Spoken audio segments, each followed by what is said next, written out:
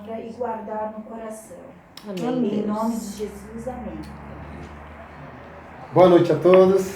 Boa noite. Mais uma semana aqui reunidos. Buenas noches. E agora Buenas com a noches. notícia de que O hoje... Eduardo vai ministrar hoje em castelhano. Não! Por favor.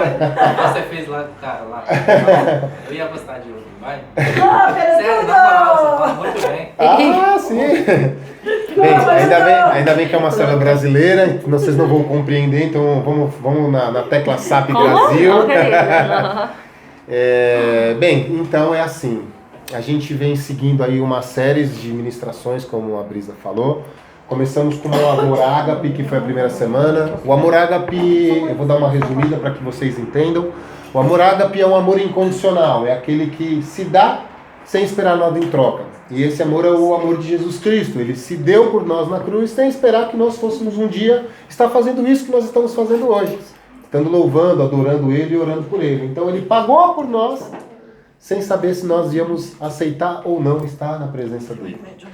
Aí tivemos o amor da criação. O amor da criação é que Deus criou o céu, Deus criou a terra, pôs a água, pôs a terra, Deus criou o céu, Deus criou a terra, pôs a água, pôs os pássaros, pôs os vegetais e nos criou como a sua imagem e a semelhança. E aí eu ministrei que Ele pede para que nós adoramos a Ele. Assim como os anjos eles ficam ali em cima adorando o santo, santo, santo, santo, assim que Ele espera de nós aqui na terra, que nós o adore também. E a semana passada foi sobre o pecado e suas consequências, e hoje nós vamos falar sobre o plano perfeito, que é o plano de salvação, é o plano que está sobre a minha vida, o plano que está sobre a vida de cada um de vocês. Então eu separei um texto aqui que está lá em Mateus 27, no versículo 46. E essa palavra, ela diz assim: Eli, Eli, lama sabachthani. Eli, Eli, lama sabachthani. Deus meu, por que me desamparaste? Uma das poucas palavras que Jesus mencionou na cruz, foram 7 palavras que ele mencionou, uma delas foi Deus meu, por que me desamparaste? Quando nós colocamos assim, mas Deus desamparou a Jesus, ora, se Deus ele abomina o pecado, Jesus estava com todos os nossos pecados, automaticamente Deus se desamparou dele. Deus ele abomina o pecado. A única coisa que afasta a minha presença do Senhor é o pecado. Quando eu estou em pecado e não confesso ao Senhor, eu não estou querendo aqui acusar ninguém com pecado, porque eu sou o mais falho de todos aqui. Mas o que eu estou querendo dizer é que o pecado ele afasta a gente do Senhor. Assim é a grande prova de que foi afastado Jesus de Deus. Porque ele é santo, mas ele estava com o peso dos pecados da gente em cima dele. Então o Senhor ele se afasta. Então Jesus, num momento de aflição, não tendo ali a presença do Senhor, ele fala: Deus meu, por que me desamparaste? Mas nós vamos falar hoje de um plano de salvação. E esse plano ele se remete a essa passagem, por quê? Porque foi uma das últimas palavras que ele deu antes de morrer.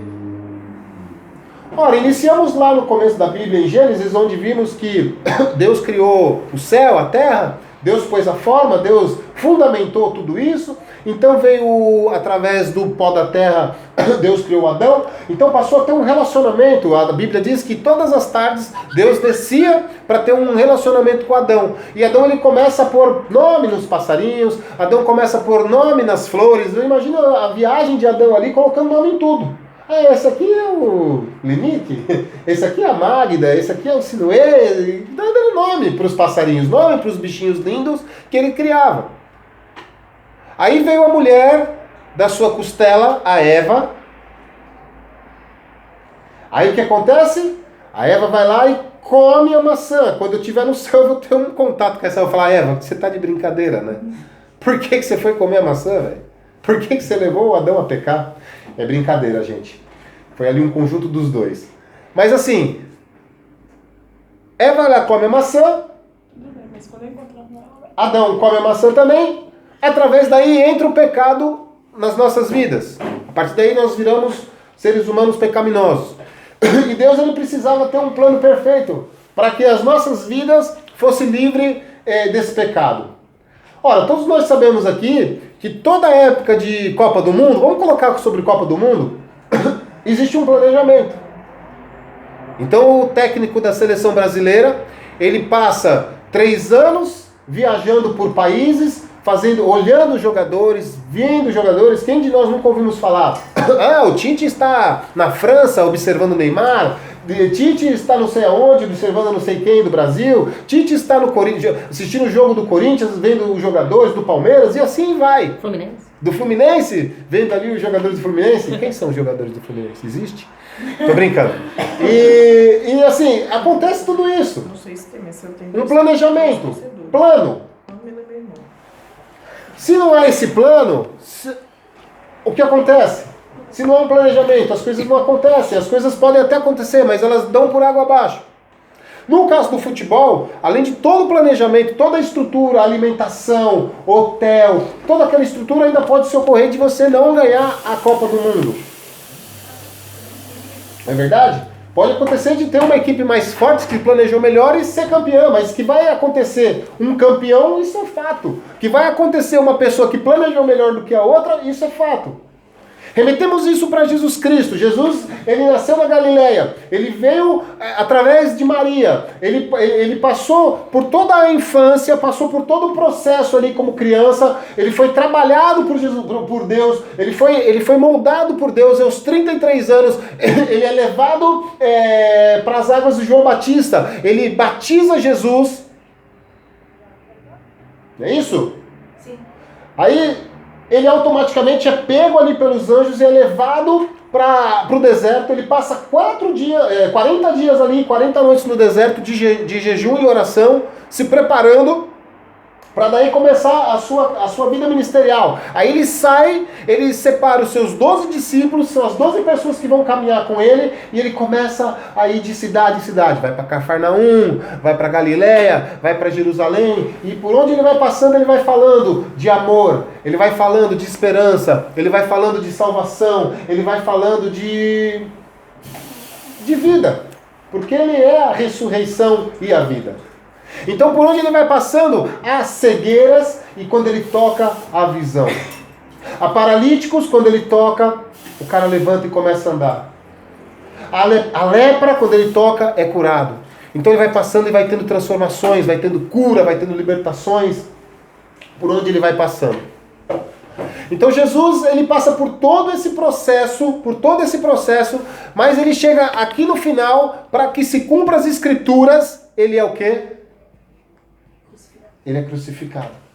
Então, ele é pego pelos soldados, quando ele está no Getsemane, ele orando, ele é pego pelos soldados dos romanos. Os romanos, eles levam Jesus até o palácio. Ali Jesus, ele é agredido, ali Jesus, ele é açoitado, ali Jesus, ele é cuspido. Jesus, ele tem que passar por uma via chamada Via Dolorosa. Essa via, ela existe lá em Jerusalém. É impossível que Jesus, ele tivesse com as mãos assim, carregando a sua cruz. Ele tinha que passar de lado, por causa do madeiro que ele carregava. Ele não conseguia carregar, porque bateria nas janelas das casas, de tão estreito que é. Imagina o sofrimento de Jesus ao levar a sua cruz para chegar em Gogotá.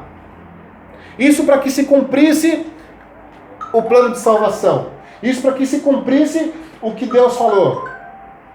Agora você imagina quando Jesus, ele é colocado naquela cruz, quando ele é pregado com um prego deste tamanho.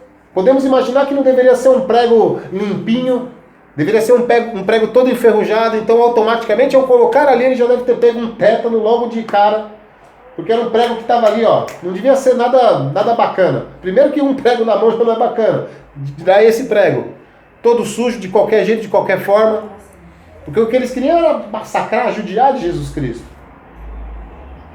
Depois é colocado uma coroa sobre a sua cabeça, e ali aquela cruz, ela se levanta e ela fica ali, ele fica ali por horas e horas e horas. Aí ele fica ali por horas e horas e horas, ele ainda lembra de falar assim: Pai, perdoa-os, eles não sabem o que fazem. Uma das palavras de Jesus. A outra palavra de Jesus, ele fala para os 2 bandidos que estavam à sua direita e à sua esquerda: você será salvo comigo. O outro não creu e não foi salvo com ele. Depois a outra palavra que ele fala é essa: Eli, Eli, lama sabachthani. Eu acredito que na hora que ele fala assim, Eli, Eli, lama sabachthani, que logo em seguida ele fala assim, já está consumado. O que sucede, o Eli, Eli, lama sabachthani, Deus meu, por que você me desamparou? Para, já está consumado, deve ter sido frações de 20 minutos, 15 minutos, meia hora, não sabemos. Talvez em estudos mais aprofundados vai nos relatar o tempo preciso que foi de uma palavra para outra. Mas o que eu quero deixar aqui para vocês é o seguinte. Quando ele fala isso, eu acredito que o âmbito espiritual parou. O céu parou. Eu imagino que tudo ali ficou parado, tudo ficou paralisado. Voltando a conversar com vocês aqui sobre o futebol, seria como se fosse no final da Copa do Mundo, onde tem que bater aquele último pênalti aos 45 do segundo tempo. Se você bater para fora, você é eliminado, você perdeu a Copa do Mundo, e se você converter aquele gol, você é campeão, e o Brasil, ou a Argentina, ou qualquer outro time, traz a taça para a sua pátria. Fica tudo ali, aquela expectativa de 40, 50 mil pessoas olhando aquele cara bater o pênalti. Eu acredito que quando Jesus ele menciona isso, deve ser da mesma forma. Fica tudo parado, esperando para ver o que vai acontecer. Porque se Jesus Cristo ali tem um momento de fraqueza, ele colocaria o plano perfeito de Deus por água abaixo. Nós estaríamos fritos, esse é a questão da história. Se Jesus ele fala assim, eu vou descer da cruz, ou eu não preciso passar por isso, ou, cara, eu sou Deus, e se ele, sei lá, se ele não fala assim, já está consumado, hoje eu e você, a gente ia estar no lugar dele ali na cruz. A cruz seria para mim e seria para vocês. Então Jesus, quando ele fala assim, já está consumado, seria como se fosse o gol da Copa. Os céus devem ter estourado de alegria. Os anjos devem ter descido e subido de uma grande felicidade. Mas por que você está falando que uma morte leva a felicidade? Porque é uma morte que leva a vida. É um plano de salvação que se concretiza. É um plano de salvação que foi profetizado 600 anos antes por Isaías. Se não me falha a memória. Você imagina no Velho Testamento, 600 anos antes de Cristo, um profeta falar, vai vir o Salvador. 600 anos depois, vem esse Salvador com o nome de Jesus Cristo de Nazaré. Passa por tudo aqui, por toda a história que a gente contou resumidamente aqui. E aí chega na hora H, ele fala, já está consumado. O plano de salvação que era para mim e para você está concretizado. O que é para mim e para você, para todos nós aqui está concretizado. Amém. Esse é o plano de salvação. Jesus ele veio para nos salvar. Jesus ele veio para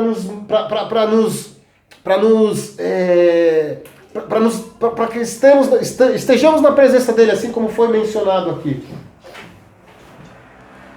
É muito bacana, é muito interessante. Eu não vou falar para você que estar numa igreja não é legal. É legal pela comunhão, é legal porque nós temos que conviver com outras pessoas. Porque assim, pessoas são pessoas diferentes. Hoje eu estou pensando A, amanhã eu posso pensar B. Depois de amanhã eu posso estar pensando C. Então é bom para que a gente viva em união, viva em comunhão. Mas o melhor é saber que eu tenho esse acesso como foi colocado aqui. Eu não preciso ir todo dia na igreja. Porque Jesus diz que eu edificarei esse templo em 3 dias. Ele edificou isso na minha vida e na vida de vocês. Nós precisamos estar com uma Bíblia, ou uma Bíblia móvel, chamada celular, no aplicativo, ou uma Bíblia... acaba a bateria. Ruim é que acaba a bateria. Ou essa Bíblia aqui.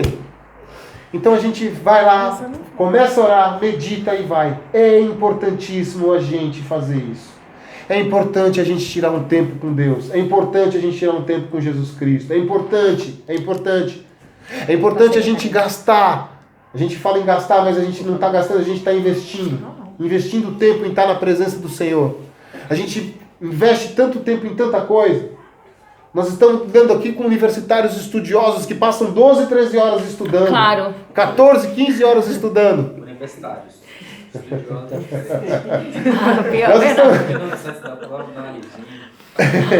Nós estamos lidando com estudiosos que gastam, investem tempo em conhecimento de estudos, mas que isso também seja remetido a Jesus Cristo. Que você tire meia hora, 20 minutos, 15 minutos do seu tempo, é onde eu quero chegar. Investimos tanto tempo em tantas coisas, não investimos o que nos traz a salvação, o que nos traz a paz, o que nos traz o amor. Mas não permaneçam nos 15 minutos, né?